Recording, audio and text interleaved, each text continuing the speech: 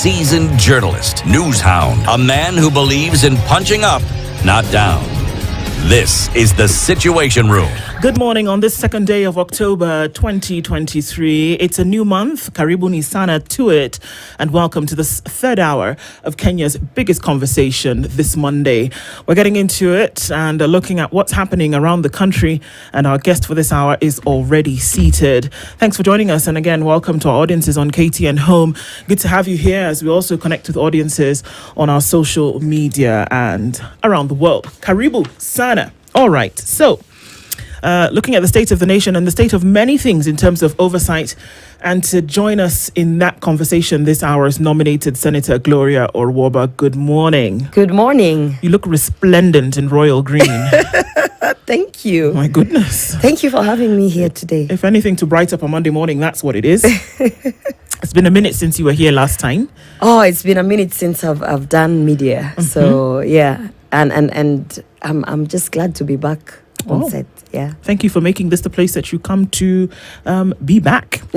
So let's welcome you properly. You're in the hot seat of Kenya's biggest conversation. And so let's welcome you. CT has proverbs from our neighbor, from Kenya's neighbor to the west. Abi? Yeah. Okay.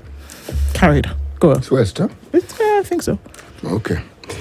This our first proverb for the week. The whole of this week will be looking at proverbs from the country of Uganda. People who live together cannot fail to have quarrels.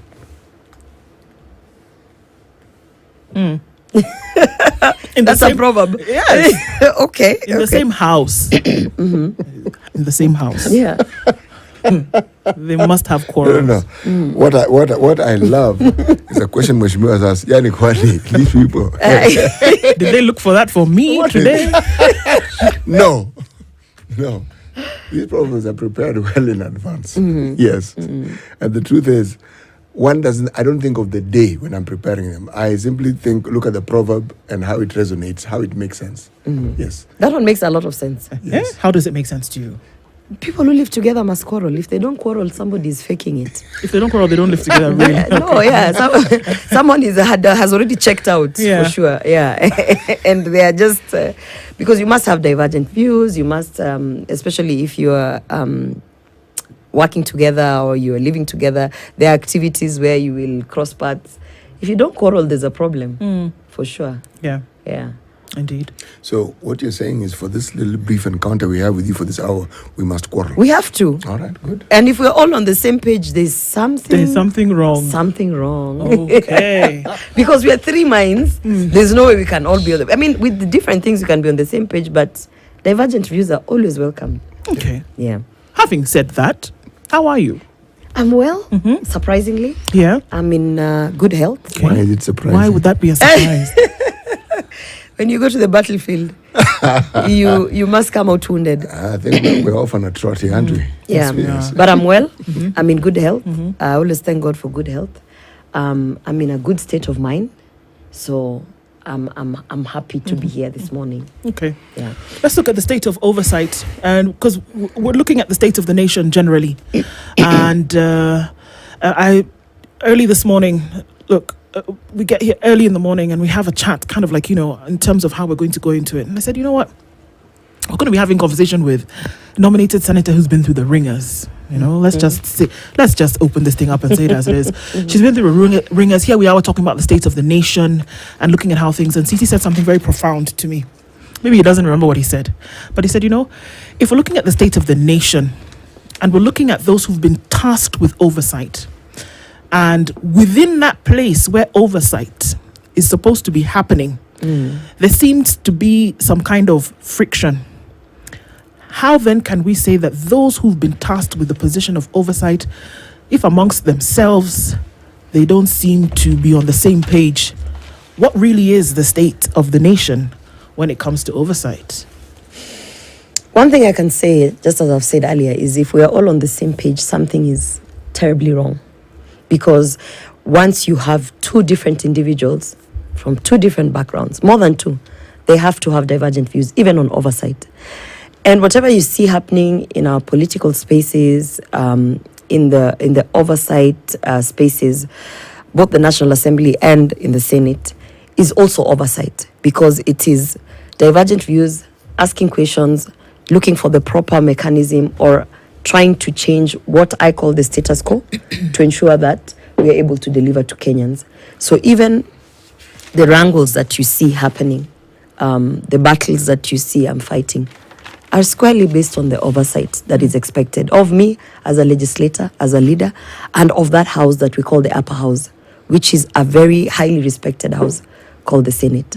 So, in fact, you should be worried when it's too quiet, because you'll be wondering, all 67 senators are saying everything is okay in all 47 counties and the special elected, we can see that. So that you should be worried more when it's all quiet and we are all singing one song. Because, and that is the beauty of devolution.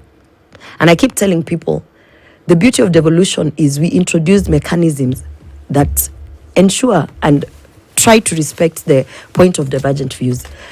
Before that, it's the same thing as the multi-party democracy. Then there's a lot of noise because there's so many parties.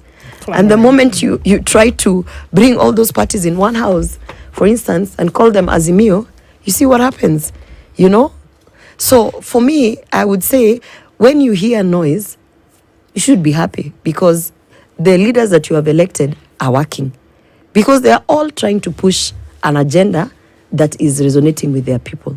So for me, it is a good thing. And I mean, especially if the noise is about oversight, especially if the noise is about, we want to see transparency in ABCD, then you should be happy about that. Okay. Yeah.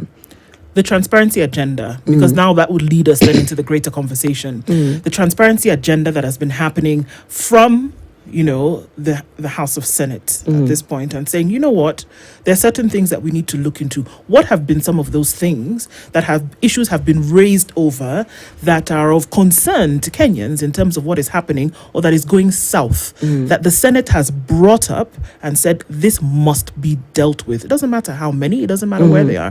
What have some of those things been? One thing I think Kenyans have to understand about the Senate is, and that is something that this current group of senators is trying to change. Senate is designed in a way that you're oversighting past budgets, but spent money. So you come in and you're looking at reports from past regimes. You're looking at history. You're looking at history. The most you can do is say, this and this person stole this much money. And what we're trying to do, or at least what I'm trying to do, let me speak for myself, is get to a point where, before you even spend that money, I am able to see as a senator that actually that money is going to the right place. And it might not mean that we are encroaching into the National Assembly mandate, into the issues of budgeting that the National Assembly really wants to they want to hold and say this is just our mandate. We have to be able to say, as senators, we can see that this has been allocated, that's fine. But qua ground, when I go there, I'm actually getting reports that money is not going to the certain project. And before that money is spent, or even at the process of spending that money, I can be able as a senator to blow the whistle and say, hey, something is wrong here, so that we can stop it. But otherwise, if we cannot put those kind of mechanisms, we are forever oversighting history. And the most you can do as a senator when you're oversighting history is say that so-and-so person stole this money. And unfortunately, at that point, the person could be dead, the person could be in Senate, in the same committee, because governors also come to Senate. The person could be, probably has already squandered the money. Even if we're trying to go on recovery, there's nothing.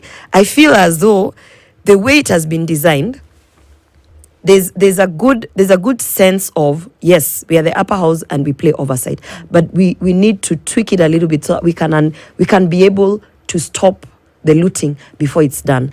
And so for me, as much as we are also saying we are the oversight house, that is why you also see me speaking up a lot, because before I am able to come and say that, guys, you people are stealing money, how am I spending the resources that have been allocated to me as a leader? For instance, when you hear me asking for reports, it's because we are going to practice austerity measures across. So if we're telling our governors, you are spending too much money on tea and this and that, how is it at the Senate? Am I also spending too much money on tea? So, it is the issue of, you must have the moral authority to be able to play oversight. And without that, you cannot now come back and say, I'm going to be your prefect, but you don't look at what I'm doing here. Let me just first oversight you. Then later, you guys can come and oversight what I'm doing. So for me, I think Senate is very powerful. And if, as senators, we remain independent in thought and understand that our job as oversight has to be done independently without any influence. And I'm not talking about influence from the executive, because influence here, I'm talking about influence from all over. Then you'll be able to see the power of Senate, because the way devolution was designed, by the way, Senate can bring down corruption without anyone else being involved, without the cabinet being involved. We can literally take down corruption if we work independently and if we change a few things here and there so that we are not playing oversight on history. I like what you've said, and I have packed every question on to ask you. So I know I'm not going to ask another question. I just want you to walk me through this. Yes. You say the Senate can actually, this overhaul we keep talking about, this change that we keep wishing for but never quite seem to see, that Senate can actually do it. Yes. Okay, just be so kind as to just walk us through and tell us this and the other and this and the other, so that we can also share this vision so that we understand what the Senate can do. It's for a selfish reason. Let me give you a basic, maybe one that anyone at any level can understand. Budgeting, right? We start at National Assembly. They sit down, they agree on how we are allocating monies.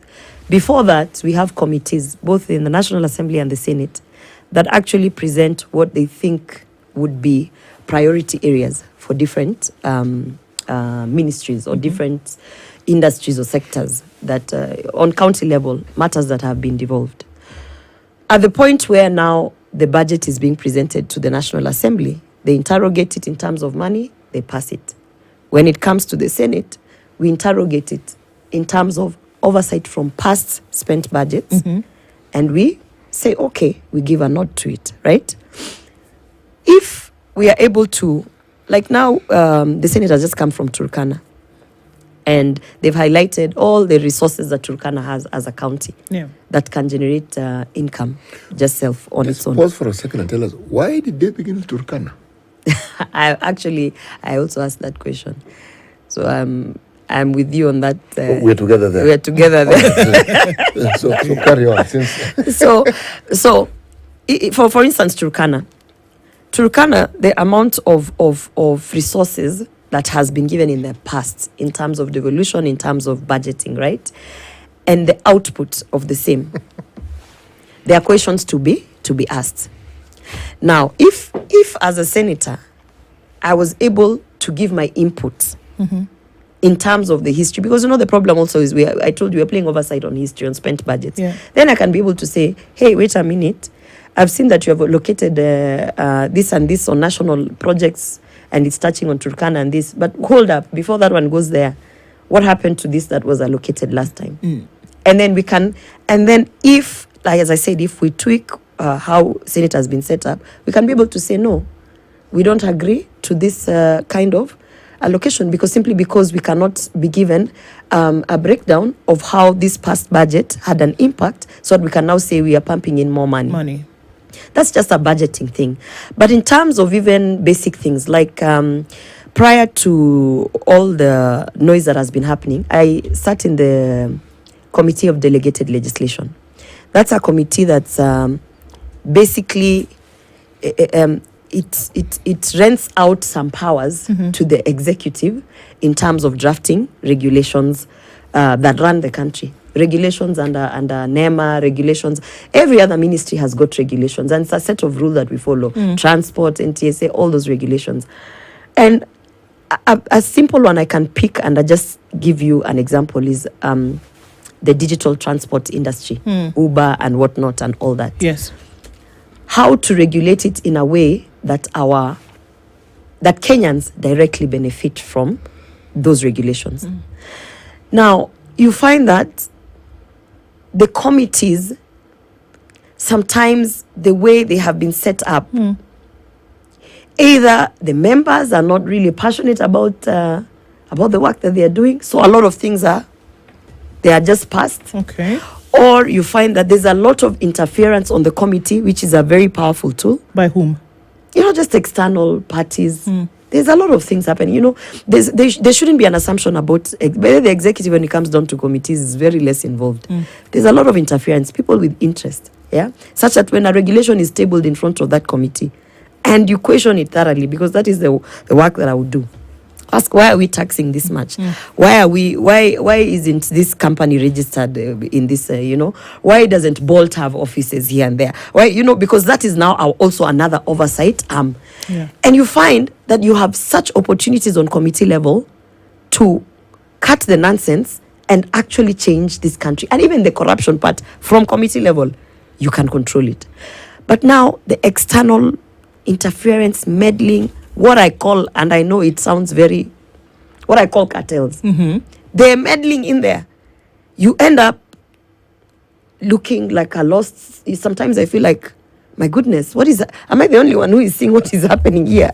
Why am I the only one shouting? Why is me and so and so? And it's so frustrating to know that you have the power to change things. But you don't have the power. But you don't have the power. So what is it that you said, or what is it that you did that would have then ruffled the proverbial feathers to now get you into the situation where you are today? I speak too much. You speak too much, or you say certain things? What exactly happened? I speak what everybody in the room is thinking, but cannot speak or refuses to speak.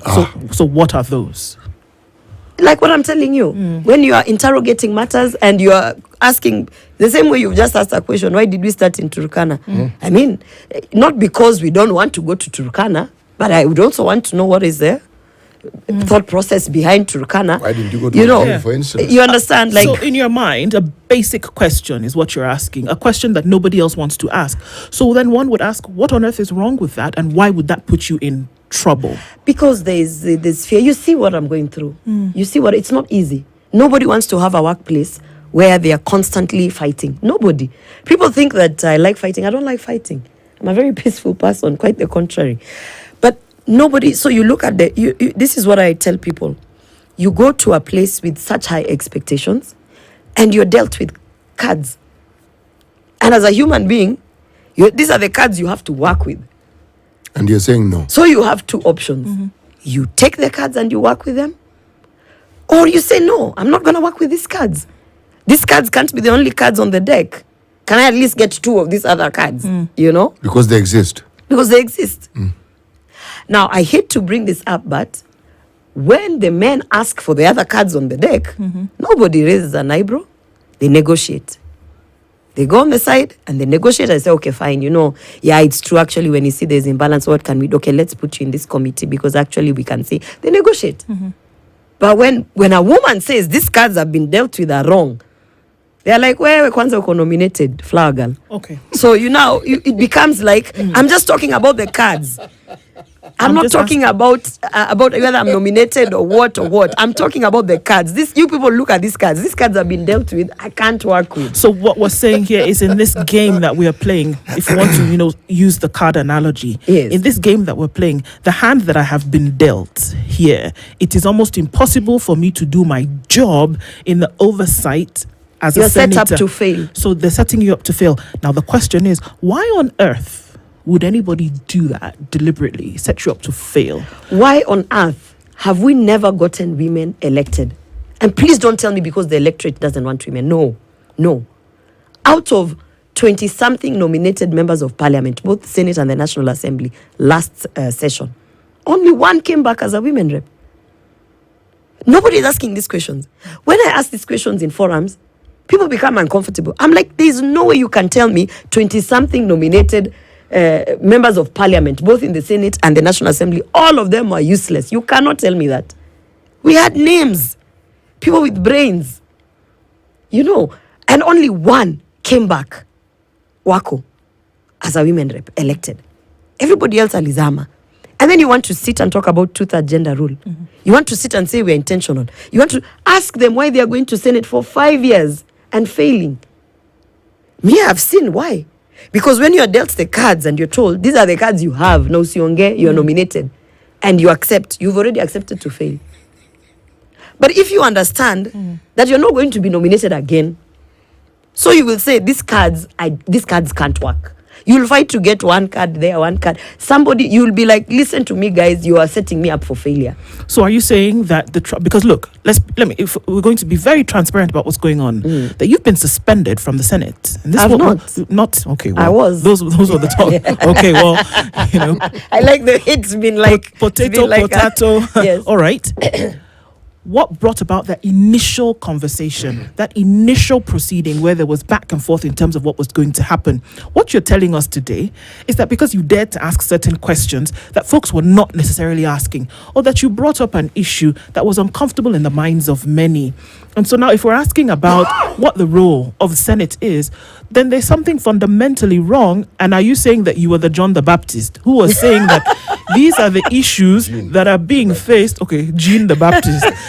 These are the issues that are being faced and nobody wants to attend to them. And now you guys are putting me in the naughty corner because I've asked the question. First, I'm going to disappoint you because I can't discuss the matter in detail because, of course, we're in court. There was an attempt the first time to suspend me. The assumption was that I would be absent from the floor of the House. I was supposed to be in Ghana. And an advisor told me, Gloria, I don't think you should go. So I didn't go to Ghana. That was shocking. I showed up in chambers. That motion was adjourned. That one is in the public, you can see. And it was adjourned on the basis of we will sort out the issues outside of Parliament, which I agreed to because I'm human. Everybody is human. So when you're told, kuja tuonge, I mean, you'd be a fool to say, stagi kuongea. Conversations have to be had, you know? So I agreed. Later, it's been in the public domain that I traveled there. And that is when now the motion was brought back to yani walicheza kama hao. By the way, there I was like, well done. Yeah, so then of course I was suspended. And you know, even already at that point, the matter was already in court. Because the first time that they brought the motion to suspend me, I went to court. And the matter was in court. It was a live matter in court. It's still a live matter in court. And now, in my absence, when I was in New York, trying to bring factories in Kenya for sanitary pads so we can employ more than 2,000 women, I was suspended in my absence. Of course, I couldn't defend myself. I lost out on my 15 minutes. I was looking very stressed at the airport trying to give my view. So that happened. And then I went back to the same court. I went back to court to say, guys, this, it's not fair. And the court agreed and said, this is not fair. So at the moment, we lift the suspension and you wait to be heard in court. Okay. So that's the most I can say about this situation. But what I can say, and this is not a matter that is limited to Senate or to Parliament. This is a matter, any workplace. And let me say, majority of workplaces that lack women leaders. I say that very intentionally because women leaders who have braved the waters and reached to where they are in leadership can easily pick up something that's happening that's wrong in terms of that discrimination when it comes to gender. Okay. So a lot of workplaces, by the way, I've worked in workplaces where we've had similar cases, only maybe the approach of dealing with it is different. The approach of how you engage the person who comes up and says, hey, I've been dealt bad cards is different. They don't punish you, they don't do this, they have a conversation. And it's the conversation that I think we need to have is, let us bring the statistics of this affirmative seat. Is it working? Right now we're having a conversation, and I've seen, I can't remember who, but this morning there's a person that said we need to remove the women representative seat. Yeah, I would ask them why. If they give me why, then I can start reasoning. I can't wake up and say we need to remove the women representative seat. It doesn't work like that. But I want us to have a conversation where, is the affirmative action actually working? Okay. Because if nominated members of parliament, members of county assembly who are women are not coming back as elected, then it's not working. Then it's not working. Yeah. Let's take a break on that point, because I think it's necessary to open up, court case aside, it's necessary to open up some of these issues for which obviously you're speaking about, and then to say that, look, they are deeper issues. They are deeper issues. And how will we have that conversation about that? Whether it is your head on the chopping block today or somebody tomorrow, we'll look at that after this. And at this point, we remind you that the African Regional Judicial Dialogue on Transnational Organized Crime is taking place. And that's taking place from tomorrow, the 3rd of October in Mombasa. And the dialogue will focus on the role of courts in the prevention and response to transnational organized crimes and illicit financial flows. The Chief Justice is opening up this conversation tomorrow, Tuesday. And what it is that the Kenya Judiciary Academy and its partners will provide a platform for the policy leadership and improve improve transnational justice. So during the forum, 21 countries will be represented from around Africa, and will discuss the issues, the challenges, the potential solutions to the adjudication of different forms of transnational organized crime and illicit financial flows. Those conversations will happen over 3 days, and you will be able to attend the conference live online and on TV as well. It's 27 minutes to 9 o'clock. Conversations continue right after this break. Get more value for money with Carrefour My Club. Changamkia deals kibao. Shika Carrefour assorted hand wash at $3.29, Carrefour sunflower oil at $3.79, cooked honey glazed ham at $16.40, and a watermelon at 45 shillings. Enjoy more value with Carrefour My Club. I am thrilled to be your guide on this journey that transcends boundaries and delves into the essence of well-being. We have a lineup of medical practitioners, experts. The size of the heart is broadly like as big as your fist. Okay. And also life-changing stories that will inspire you to live your best life. Tulikuwa ule korokocho na Karibangi, tulikuwa tunajifunza mambo ya community health workers, tukafanywa counseling, tukaona umuhimu wake. Join me, Zaitun Ali, every Sunday at 6 p.m. on Health and Wellness.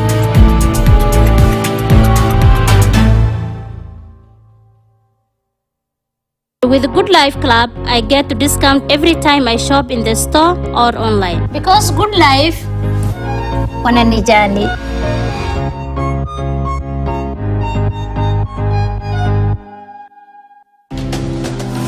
When it comes to service, delivery matters. And at Standard Courier Service, we deliver on time and never take forever, without losing your packages or taking you in circles, so you never have to keep guessing if you made the right choice for your deliveries, because we never cut corners when it comes to you. And get it all countrywide by dialing 0793 599 684 for the Standard Courier Services. Efficient, flexible, 24/7.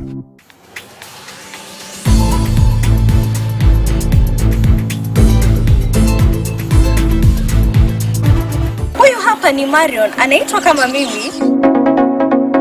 Oi, huyu naye anataka kutoroka jamani. Hapo kwanza mshike. Huyu ni breed gani? California White. Kwa nini? Kwa sababu ya rangi yake. Ziko aina nyingi za sungura, lakini kwa sababu ya rangi yake nyeupe ndio aliitwa California White.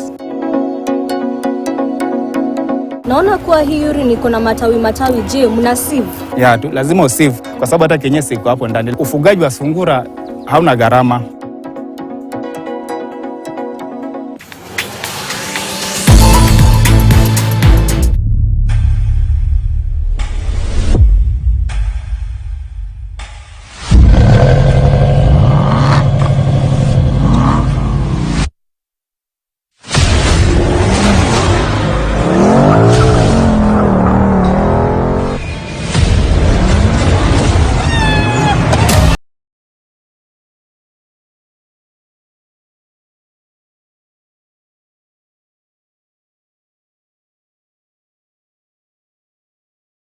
Is Wheels and Thrills. Let's fuel your obsession.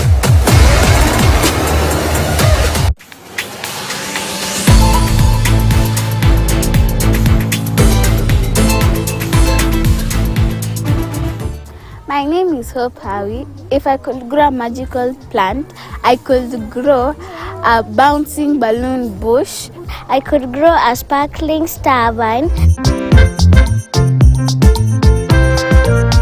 If I grow up, I want to be a farmer because farmers get to play in the mud, and that's the best kind of play. Kids and experts can collaborate to make Kenya food secure by learning and sharing ideas together.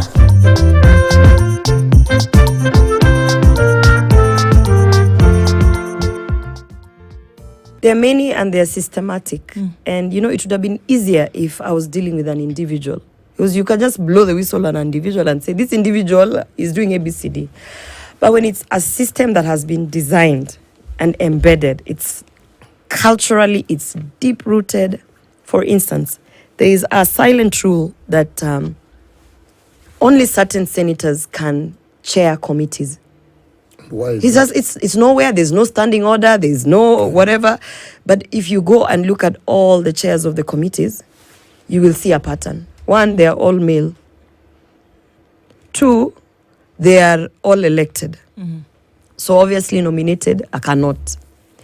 That's one thing I find very, and especially some committees you can see even the chairs that have been given those committees have no interest at all in the work of that committee. But because they have to be a chair, because they are elected, they are just given the committee. Then you automatically see, because there's no passion, there's no drive, there's no interest, even the matters on oversight of that committee just sort of just fall. Speculate with us, please. Another issue, I have had the privilege, I call it a privilege because now I have understood the system within Parliament. I've had a privilege to actually get my bill pushed all the way to past second reading. That's how, by the time you get to even first reading, people don't understand. You need a certificate of excellence or something. When you get to second reading, you need a trophy. If it passes, you are equivalent to Faith Kipyegon. Why is it a teeth pulling exercise? Because the processes behind it is it rigorous? Is it something very bureaucratic, very dependent on individuals? For instance, individuals who sit in the Senate Business Committee. You can have a political enemy sitting in the Senate Business Committee who will make sure that your legislative agenda will never see the light of day in the order paper. And there's nothing you can do about that, because that's one of the most powerful committee in the Senate Business Committee actually approves the order paper. So by the time even a motion to suspend you gets to the order paper, the Senate Business Committee has approved it. And it's very powerful. Any business in the House runs through that Senate Business Committee. Okay. They are the people who decide we are not going to discuss this. Okay. This is off. This is what. And this is the way it has been. This is the system. Okay. Yeah. For instance, now I was talking about the bill. I am a proposer of the bill, passionate about it, rallying, for instance, Konza, rallying people around and everything. And but I can't vote. I can't vote for my own bill. For instance, my bill failed because of lack of 2 votes. I made 22 votes out of 24.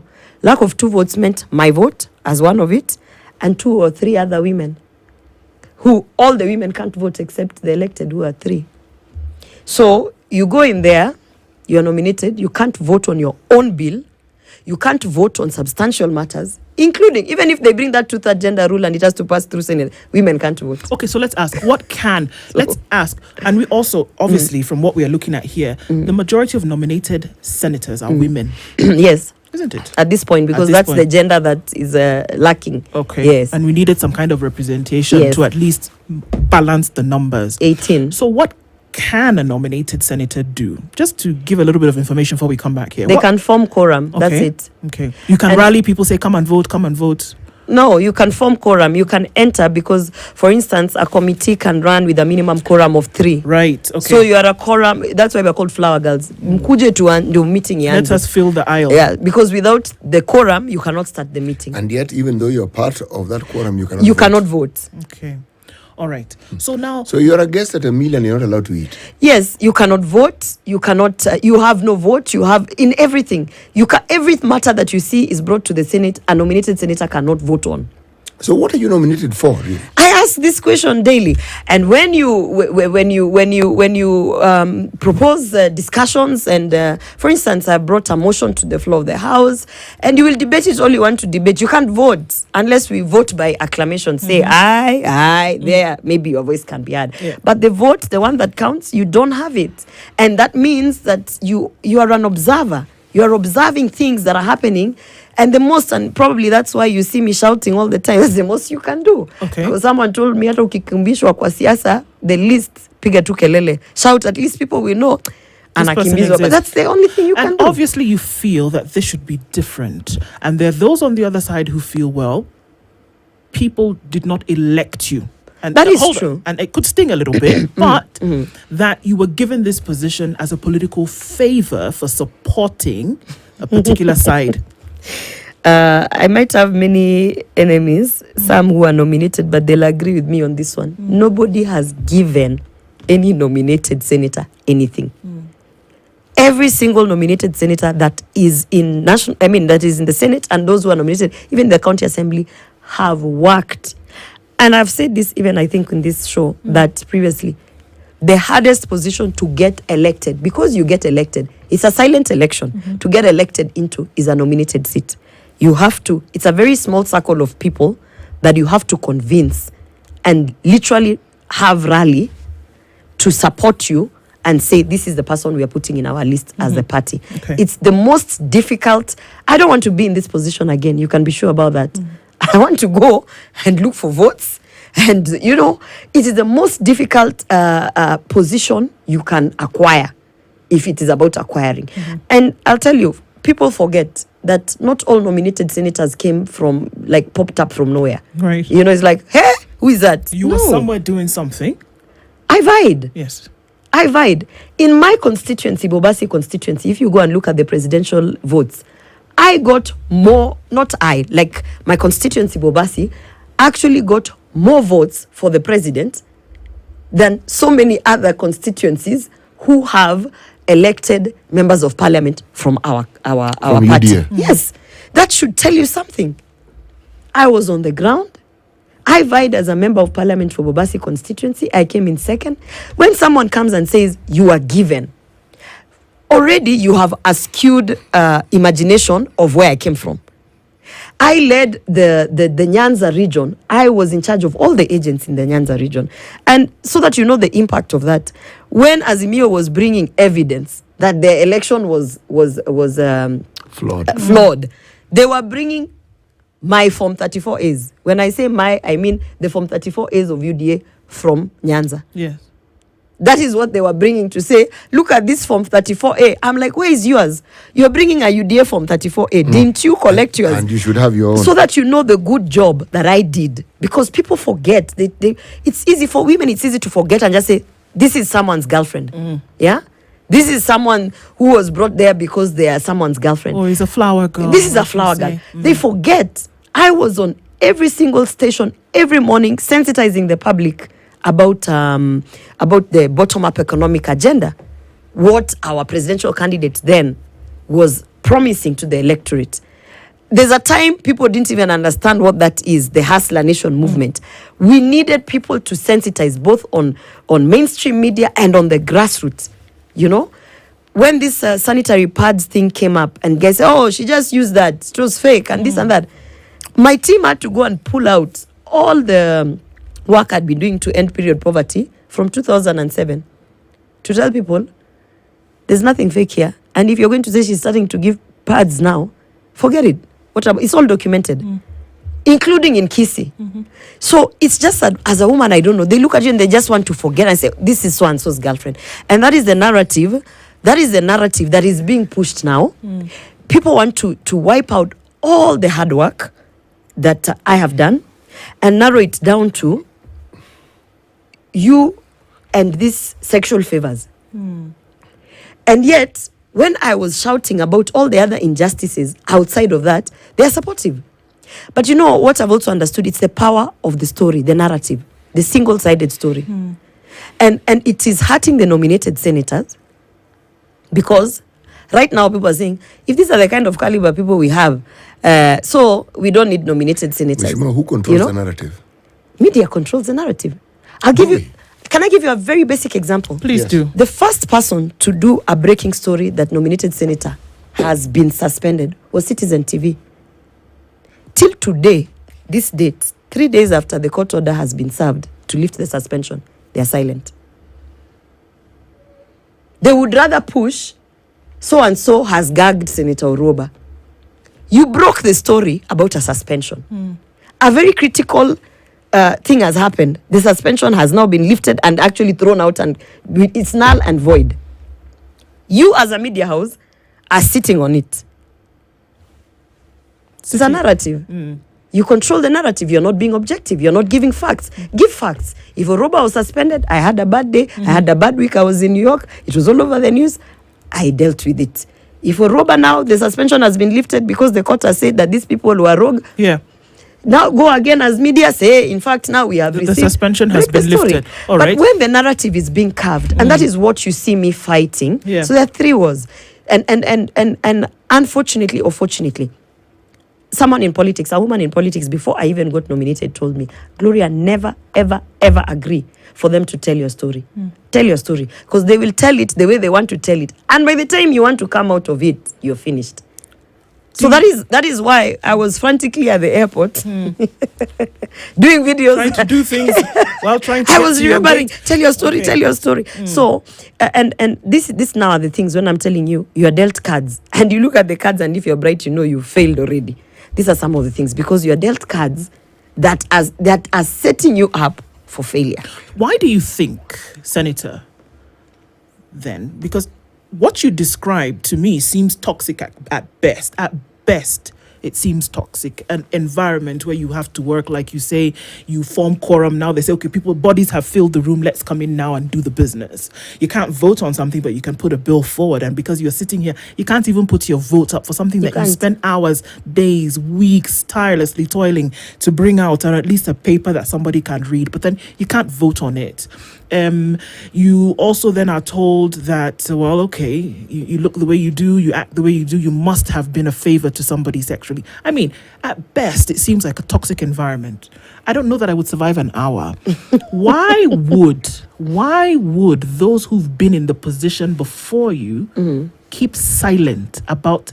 I don't think this toxicity is something that only Gloria or Orwoba has seen. No. So why would people before you keep silent about it and not speak? Because we have not seen this kind of thing anywhere else. Because with anybody else. It's a very difficult path to take with serious consequences, including losing your seat.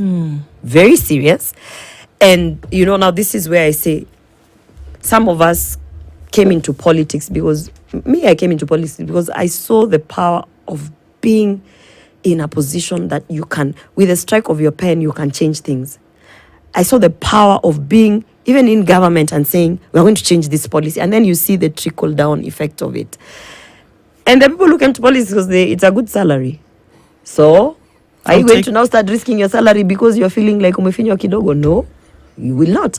There are people who came to politics because they've never traveled the world. They just got their passports the other day. So, why are you going to start speaking so that they tell you we are not going to send you to the United Nations General Assembly? You keep quiet and you go for your trips. We all have different reasons. Yeah? And there are people who genuinely want to change their communities. You can see that by the debates that happen in Senate. You can pick and say, this person actually cares about this. You can pick it. So, you see, for me, and maybe this is what, because I have been talked to and people are saying, you come out very aggressive, kona kiburi. But I want to tell people one thing. I had a salary bigger than Senate 3 times over before I came into politics. I dropped it. I was like, no, nimefanya kutosha. I'm not feeling like I'm achieving anything here. I want to go and change things. And I came back. So I didn't come here for the salary. Because then I would have stayed at my job where I was. That was a damn good salary.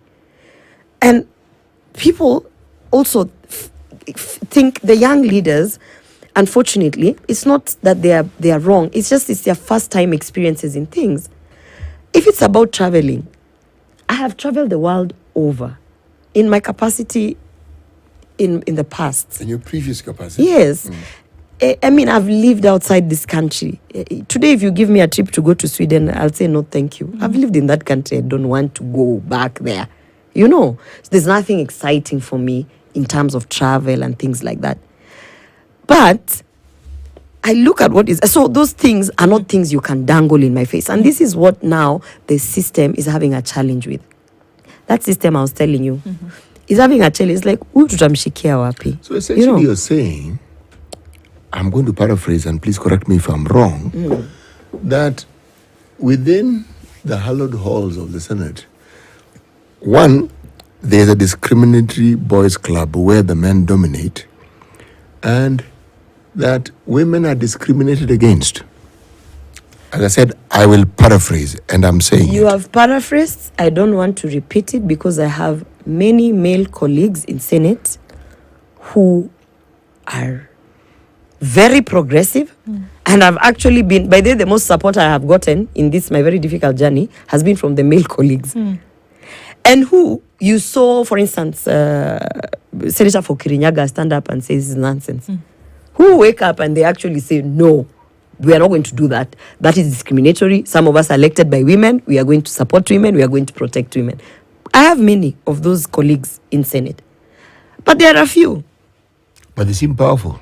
Of course they are powerful. They seem to have the dominant... There are few who do what? Of course, you know, the thing is, the nature of any institution is that there must be power that lies somewhere.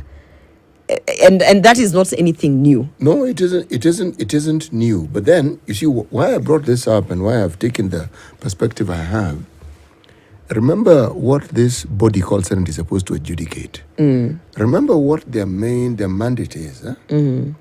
Now, if within those hallowed halls, we have discrimination in whatever form, and it is difficult to resolve. It seems to be a continuous uphill task. Where are we if we're going to regard and look at the larger picture of the state of the nation? Because we're going to, essentially our elected leaders are going to be spending time squabbling over things they shouldn't. And for matters they shouldn't even be squabbling over in the first place. No, that one is, you're misunderstanding me. Well, I'm doing so very deliberately because I want you to clarify. No, you're misunderstanding me because what I also don't want to do is give an impression that Senate is useless. Senate is very powerful. I haven't said useless.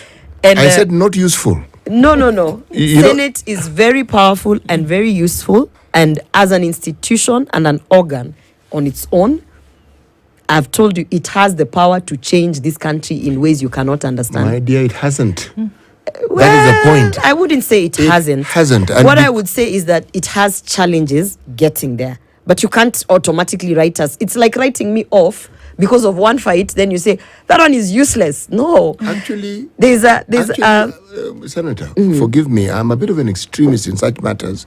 So bear with me. Okay. I am simply looking at results and I'm looking at the mandate and the scorecard isn't very good. I don't want to authoritatively speak on the scorecard because you see, I've just clocked 1 year. I can speak on my scorecard in Senate. As Senate holistically, I can't speak because one, I don't have the information.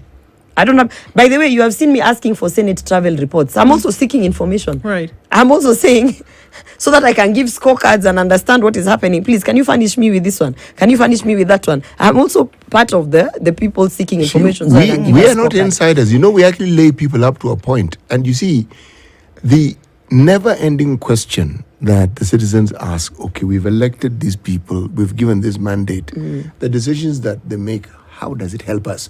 Now, you see, that's my scorecard. If the Senate has the ability, and that's what we believed, to change things, okay, what have they changed in the years that we've had a Senate? What is this thing that you can look at and say, you know, if it wasn't for the Senate, this wouldn't have If happened. it wasn't for the Senate, I can speak without even, with my 1 year. If it wasn't for the Senate, you would have governors in this country literally making a haste out of the monies that have been allocated down to the counties.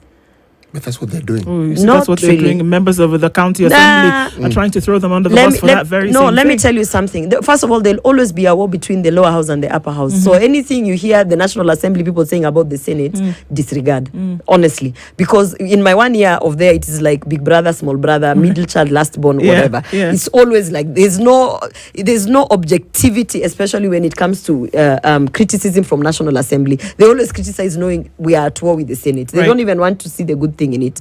Senate has actually played a very critical role in oversight and in terms of ensuring that the county governments, as much as they are trying to loot, we are there. We are definitely a stopgap measure to keep them in check. Yeah, but I can tell you one thing that has happened also. The expectations that have been put on senators is like, you have to do this, you have to go there, you have to do this. Senators, their offices are limited to coming to parliament. And then your oversight is played by somehow getting information from however resources you have. A basic thing someone said, Gloria, tunataka kukuona kwa ground. Uende uangalie sijui ni nini imefanywa hapa na hapa. I'm like, I have no problem going to the ground. Yeah, okay. So this my salary, which my salary my salary enters my account like this. It goes to all my initiatives. I don't earn money from my salary. But now I also have to go and find resources to go and get, let's say, an auditor. To go and get whatever it takes for me to oversight projects down there. I have to find the resources from my pocket. So we had the Senate fund that was floated. And this Senate fund is literally an operational fund for senators in office to make sure that governors are doing what they're supposed to do. And you know what happened? First, it was a fight from National Assembly to clear it. Finally, when they cleared it and it came into the Senate, the elected senators said, but who are these flower girls? And what do they need this money for? They don't need to oversight anything. So this fund divided by 47 senators. We are 67. So Gloria Orwoba is not oversighting anything. We are flower girls. Apparently. So now you know, stories. Don't you see that you're proving my point? Let me ask you a question. The discrimination that is there, that, and I always say, there's definitely a discrimination. This one I can speak authoritative because I'm sitting here, between the nominated and the elected. So you're not suspended, and I'm going to ask you to answer in 20 seconds. I'm not Does suspended. that mean that these questions that you continue to ask, will they continue to be asked by yourself, even as proceedings carry on? I cannot in take 10 back seconds? my words, especially because they are truthful words. And one of the things you'll note that they were trying to push in the suspension is that I come back and apologize for lying. You know? And I said, I've asked questions. I've said things. Nobody has looked into these things. I will continue to ask. And I actually, now, someone told me, down the line, you will see why the people who nominated your name to go as nominated senator, you'll see the reason down the line. And I see it now because they knew I was going to ask questions. They knew I was going to speak up. They knew it. They knew it was coming. They knew. Nominated Senator Gloria Orwoba has been our guest this hour. Let's see how it opens up. Questions to be asked, continuing to be asked. Let's see what the Senate looks like in the future. Asante Sana for being our guest this hour. Good morning, folks. It's 9 a.m.